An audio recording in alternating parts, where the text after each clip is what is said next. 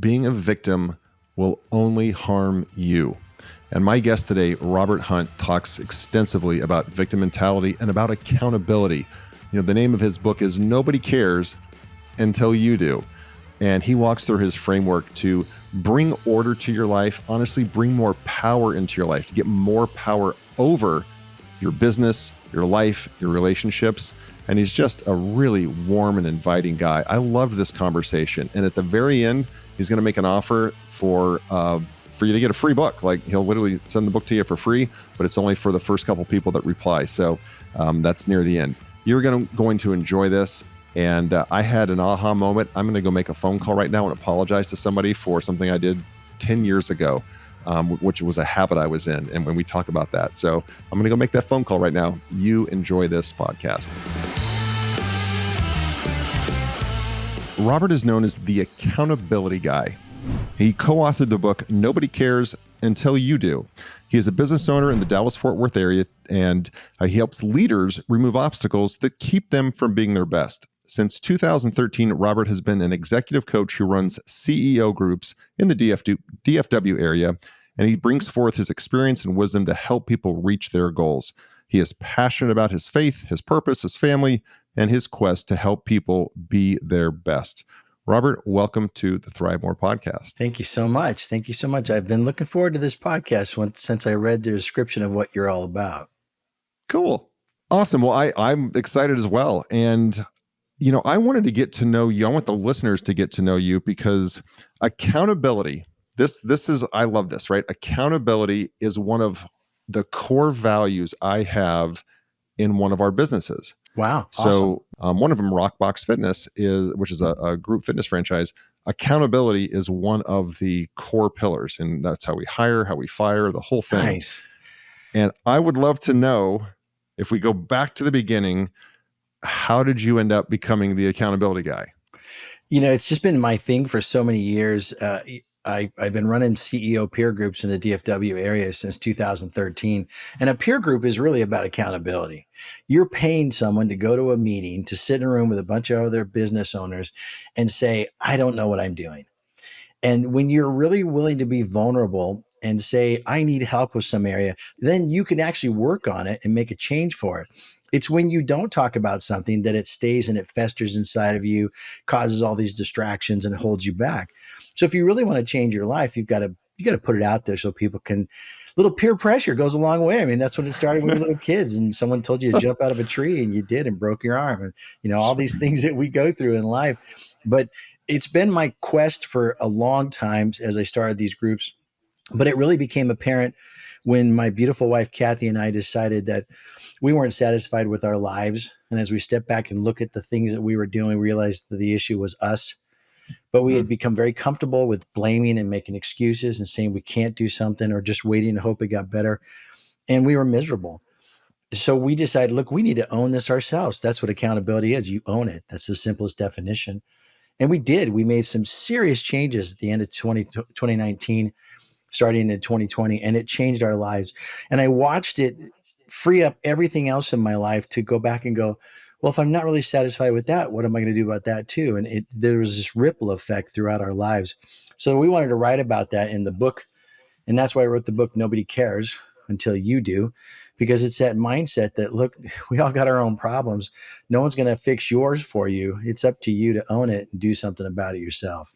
All right. Can you kind of glazed over that, but I really want to go deeper in that. So you and your wife were not taking accountability. You said, blame, somebody else's fault, all that. Can you give a specific example of how that was negatively impacting your life? Yeah. In 2019, we had got to a point where we were really miserable in life. Every year, my wife is my business partner, and we would sit down in January and say, okay, what's this year going to be like? What do we want to do? What's our big goals? And we had put it on the whiteboard and listed it all out and really realized that we weren't living the life we wanted to. Most of it was driven because we were $90,000 in debt. And that didn't include the house or the cars. And it was haunting us. And we made decisions in a negative mindset. We looked at opportunities out of fear versus out of confidence and power. And so we decided that January that, hey, if we can't turn this thing around, then we're going to sell the house and start over by the end of the year. And in September of that year, I got vertigo for 16 days.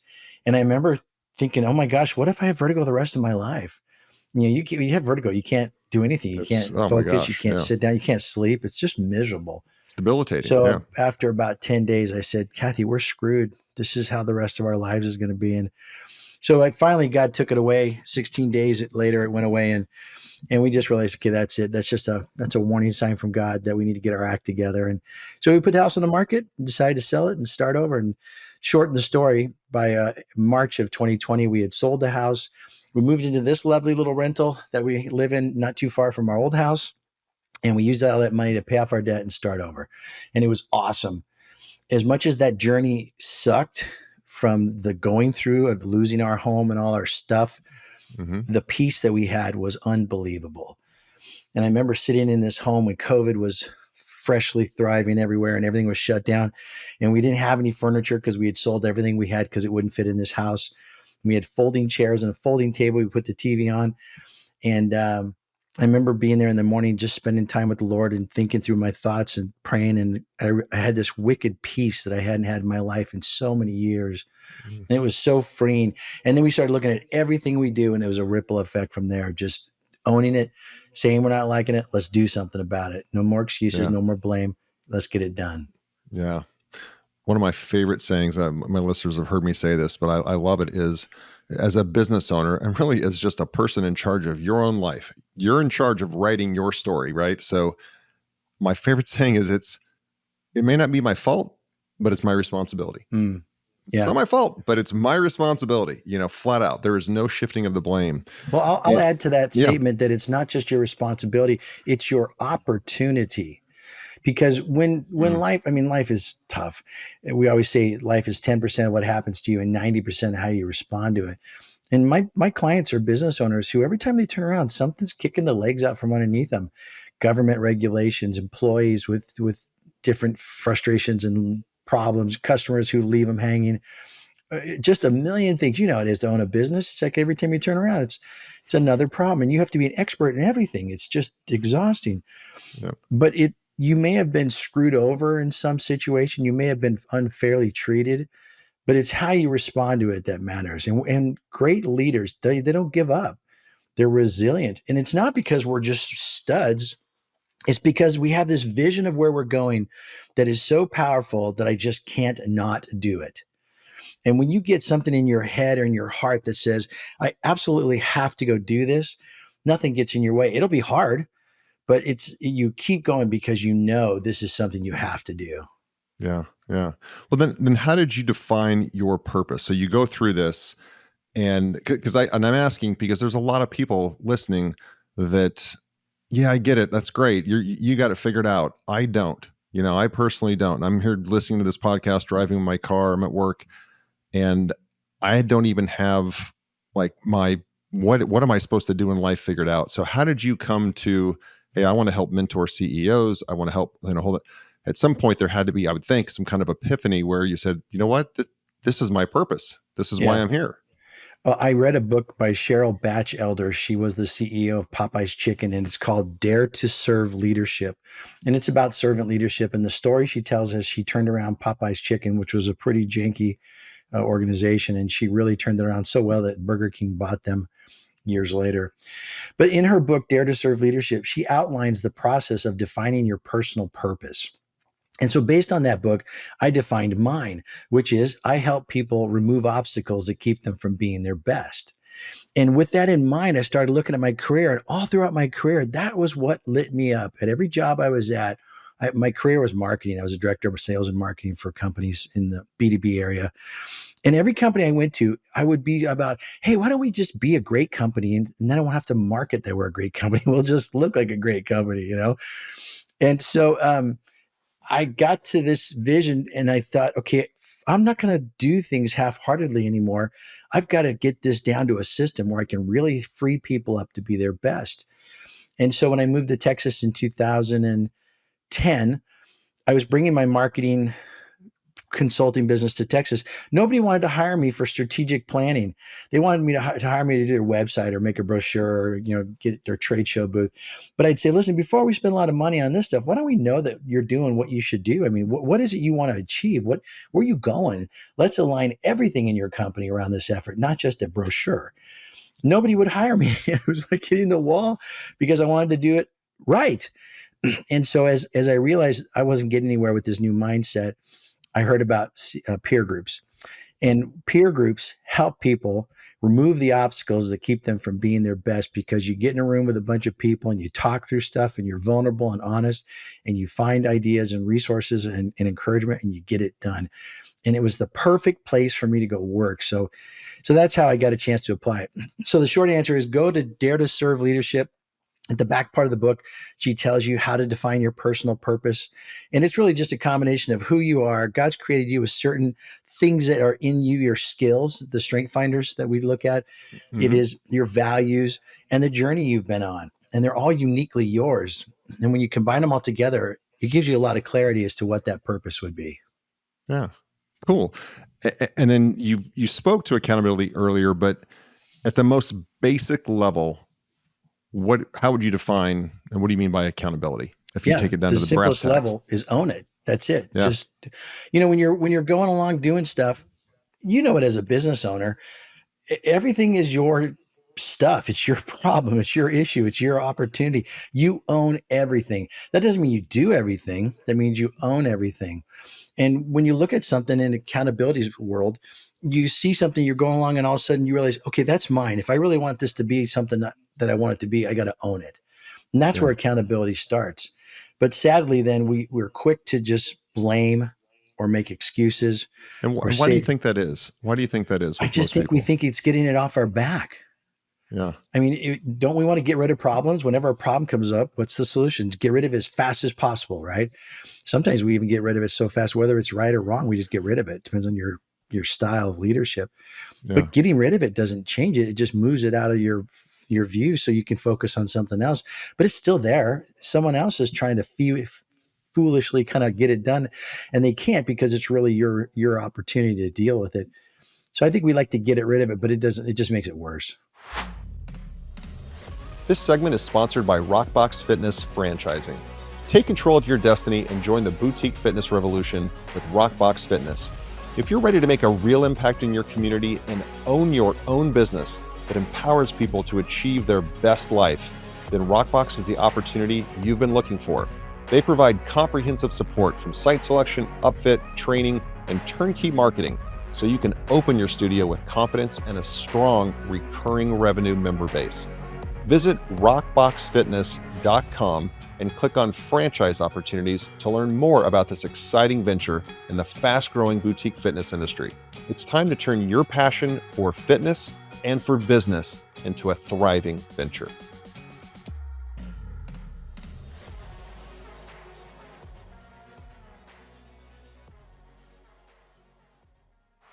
You're speaking to what I hear you say is you're speaking to the concept of victim mentality. Like, we just want to get rid of the problem. It's not our fault. I can't, I don't have the strength, tenacity is a word you used earlier, to carry this problem and to carry the burden and to work through this as a leader of people, as a leader of my own life. It seems to me that our country, probably the whole world, but certainly our country, is suffering from a massive dose of victim mentality. And not to get political, I don't care what side of the aisle you're on. Yeah. Nobody wants to admit, okay, I screwed up. It's my, this is my fault. I got to fix this. We're being taught. Everybody is being enabled. That's, I guess, the word I'm trying to find, it's somebody else's fault, and I need somebody to come save me. And it really feels like it's accelerated. It really feels like victim mentality has accelerated in the last 5-10 years. I think part of that is due to the way we communicate and the way we live our lives through social media anymore. You can do or say anything you want on the internet, and there's no ramifications about it. One of the basic principles of accountability is you have to understand that it starts with that your actions have consequences. Yeah. And if you can step back and really realize that whatever I do, there's some ripple effect to it. And I don't think we set out to say, I think I'd like to be a victim.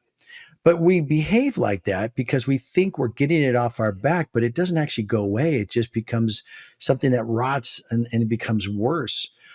The cool part about accountability is that when you take accountability for everything in your life, you gain the power to change anything in your life. And if you're a victim in some area, you're helpless and hopeless. But when I look at something and go, okay, I got screwed in this deal, but now what? Because nobody cares whether you're fat, broke, unhappy in your marriage, your business is messed up. Nobody cares unless you care enough to do something about it. And when you do care, then you have the power and authority to go do something about it. And to me, that's great freedom and hope and encouragement to be able to get the life you really want. Yeah. Yeah. And just people that live in that victim mentality world, I can't imagine a more horrific existence because you don't have any power. Mm, You're powerless. You've given somebody else the right, power in your life. right. You've given somebody else the power in your business. And And they're to me, angry. yes, yes, When you they run into are. people Yes. who spend a lot of their time as a victim, they're angry. They show up, they blame everything. They come to a meeting late. Traffic was horrible. They don't get something done and they blame a customer, they blame an employee. There's always some reason they're miserable. Yeah. And yet, look, if you're watching this podcast, you're richer than 90% of the world because you actually have a computer in your pocket and you're Yeah. walking around and you're going to eat a nice meal today and sleep in a nice bed and we're rich. But all we do is complain that we don't have something. We've lost an attitude of gratitude. I hate that that rhymes, but it does. It's just we should be more thankful. That's why I have the word thankful on my wall because I am so thankful. I have a beautiful wife who loves me. I have healthy children. I live in Texas, the greatest country in America, and I have all the freedoms that I could ever want as a human. Sure, our government has issues. Every human run organization is broken, but at the end Yeah. of the day, I'm very blessed, and I want to live like that. I think Yeah. that's what we've got to become more thankful, and that would help us to have a different attitude. Agreed. Agreed. Let's talk about because in accountability and in a professional career, especially when you're trying to grow one, you work with a lot of CEOs. There's this. There's two schools of thought on the work-life balance, and I would love to hear your opinion on it and what you've observed with the people whom you hold accountable and mentor. Yeah, there's no such thing as work-life balance.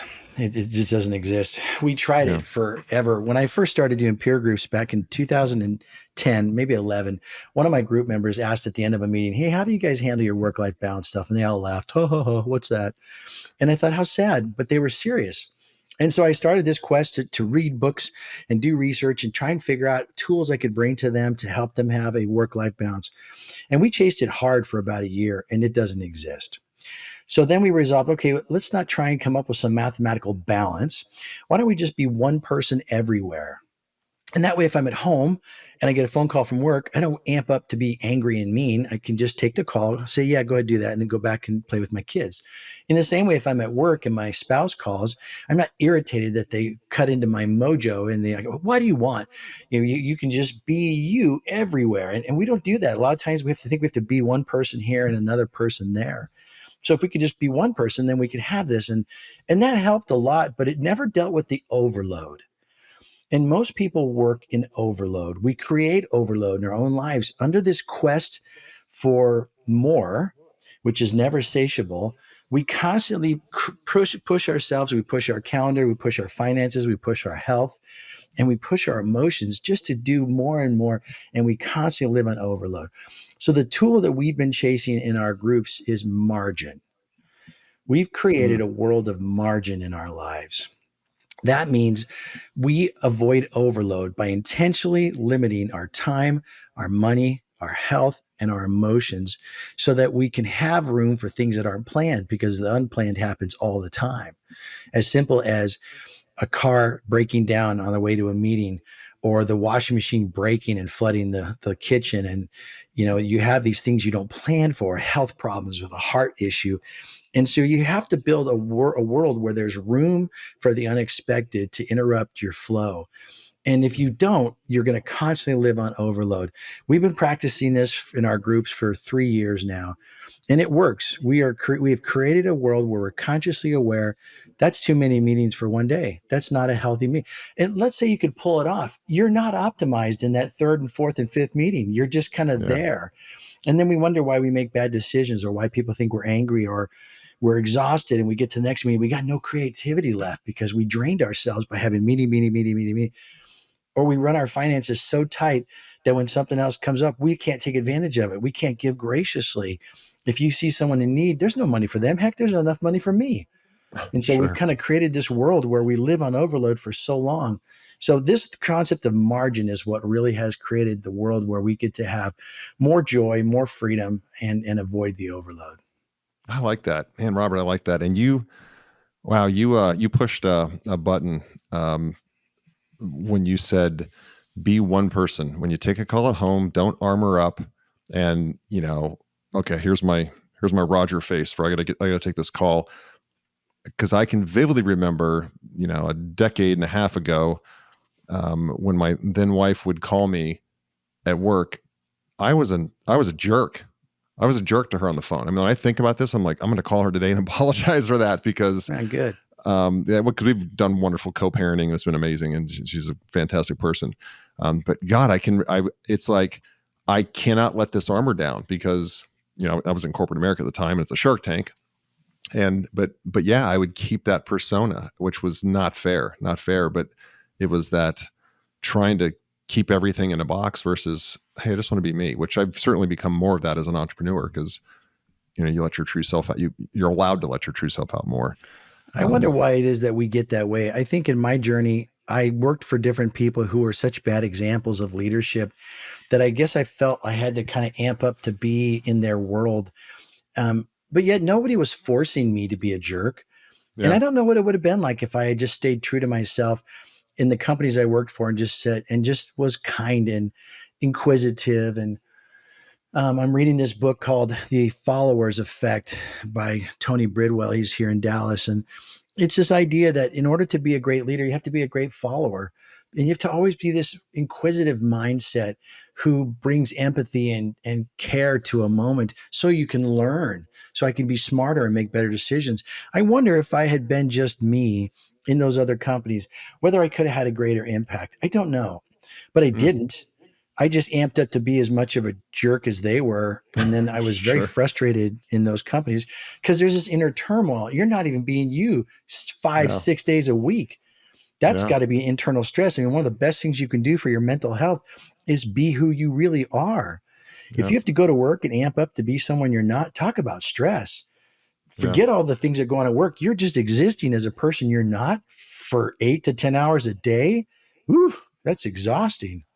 That's that is a knowledge bomb right there. For anybody listening to this, if you know somebody who acts like this or acts like the way we just described ourselves, forward this podcast to them, share this podcast with them because that light bulb went off for me. That's thank you for Yeah, that. sure. You're That welcome. you're right. It's exhausting. It's absolutely exhausting. Um, what did you hope that your readers, like if I were to ask you about your book, Nobody Cares until you do, what are you hoping when people set that book down? Because it's funny, I'm going to tie into this into another question, but when you set that book down, when they do, what do you hope the readers walk away from reading your book? What is the one or two aha moments? I'm taking this with me. This will be with me for the rest of my life. This knowledge. Yeah. We wrote this book because we wanted to teach people the tools to be aware of where you play the victim and how to get out of it. Hmm. And my desire would be that somebody would be really honest with themselves and look at the life they've created and say, I'm not satisfied here, and here. And I won't blame, make excuse, say I can't, or wait and hope. I'm going to own it and I'm going to do something about it. And that they would feel empowered. I mean, the reality of it when you play a victim, when you see that and you can realize that there's freedom in that because you don't have to do that. Yeah. So I would hope that they would be able to identify areas of their life when they're acting like a victim. And there were lots in mine. And I still have a tendency to go pop it back into that, identify it, and then practice the skill set of owning it making a plan and getting it done. It's not that hard. The Yeah. journey is hard, but you're going to go through that journey as a victim or as a victor. It's totally your choice.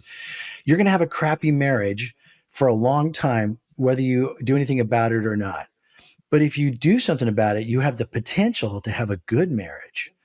And to me, the upside is worth the challenge. You know, in the book we say the turning point is when you say to yourself, "Hey, nobody cares until you do," and then Yeah. you go, "Okay, what's reality?" And then you embrace the suck. There's a chapter called "Embrace the Suck," because it's going to suck to have to go to counseling, to have to go spend money on counseling, to have hard conversations with your spouse, to quit drinking, to quit that job, to whatever your thing is. It will suck, but the suck makes way for the greatness.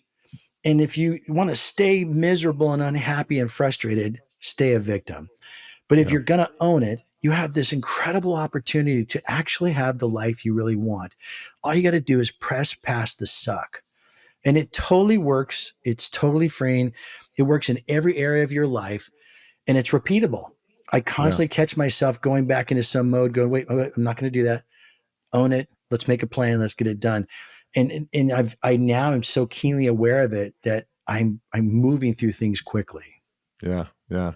Did I answer that? I'm yeah, Well, yeah, and I love the just the title. Nobody cares until you do. I have a business partner. Of course, the famous saying is, two greatest days of a man's life: the day he's born and the day he finds out why. Realizes why. He's modified it. He's like the two most important days of a man's life: the day he's born and the day he realizes nobody gives a damn.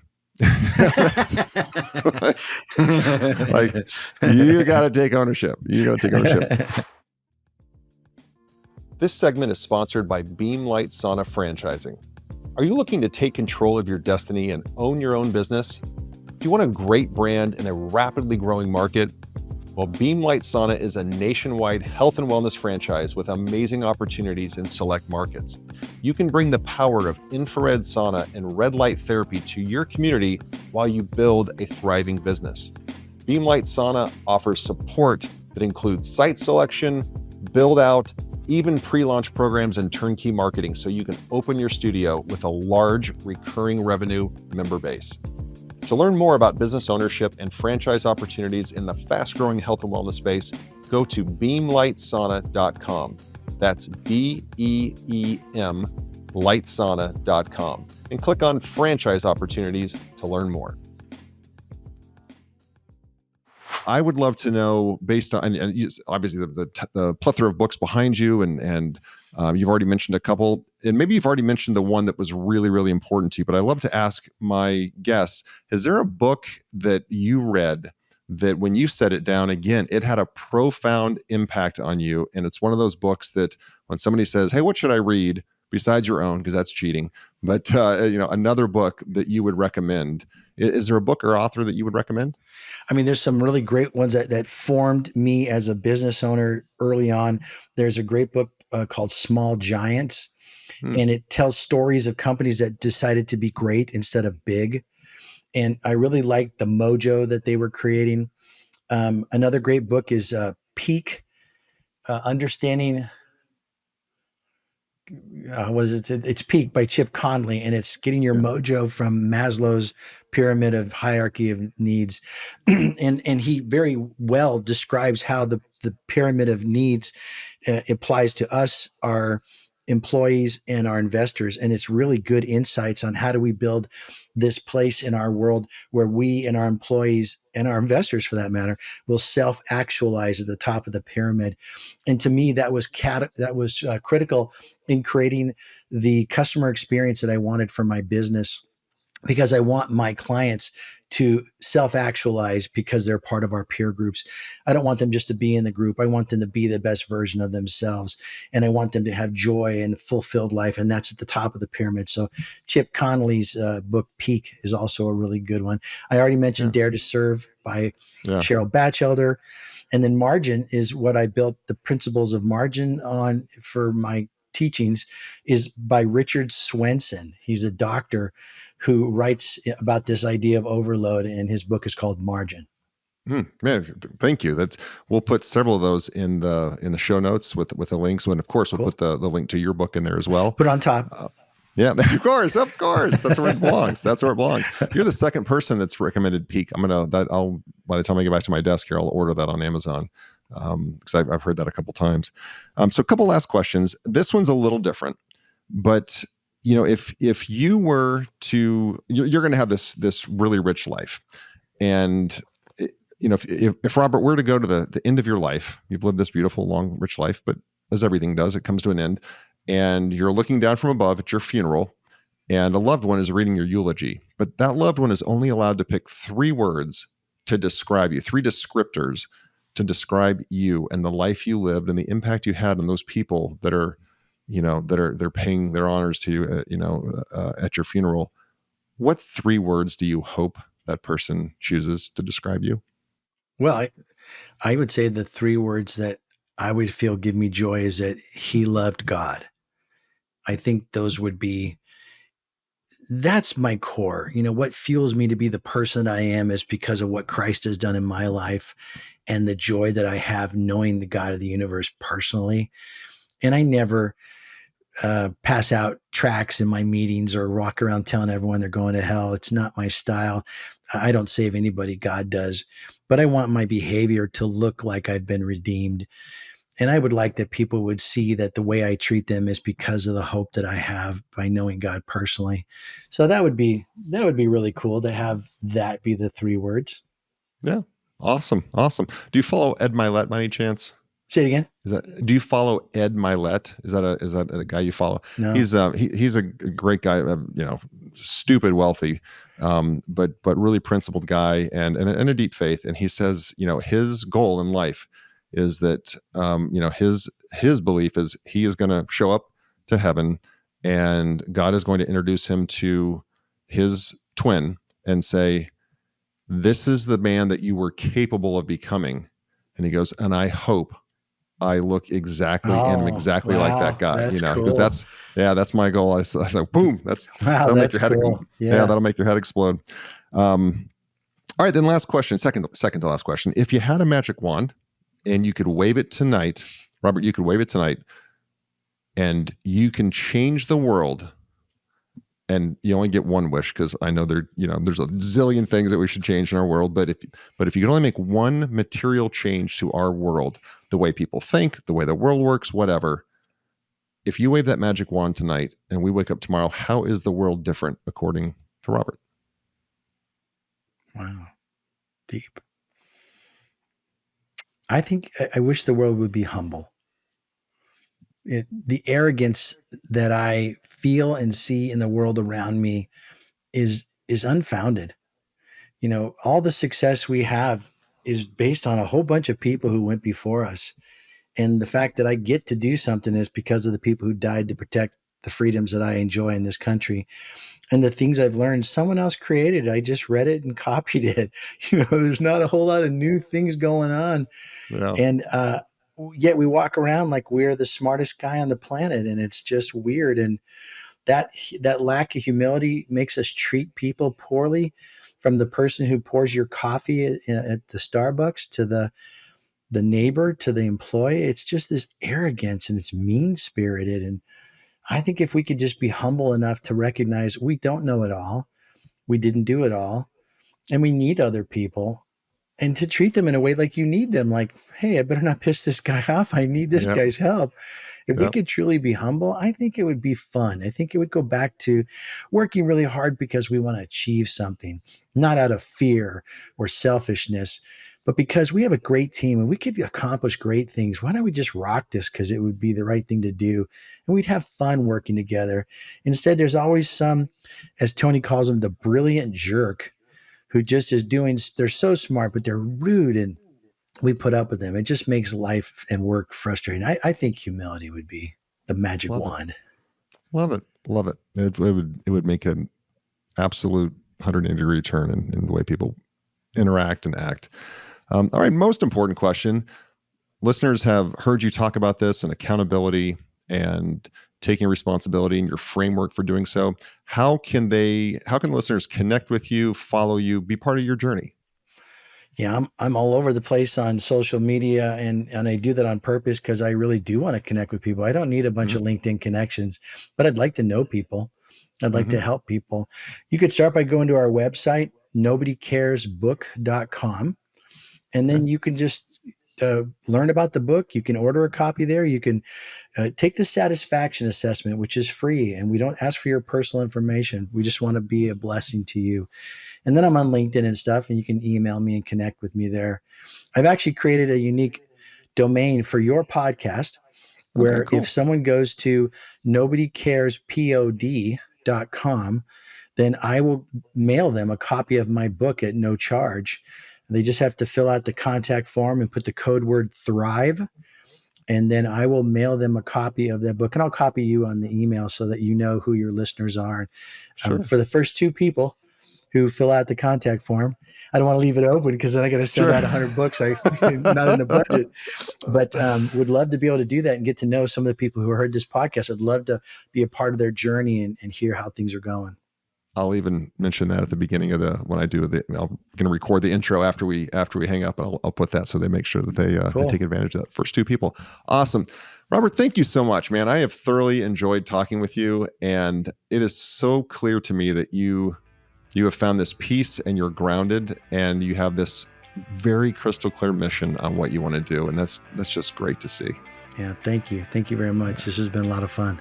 Thank you for tuning in to the ThriveMore podcast. Don't forget to take a look at the show notes for any of the resources that we mentioned during the podcast. And if you haven't already, be sure to hit the subscribe button and turn on your notifications so you have access to the latest and the greatest.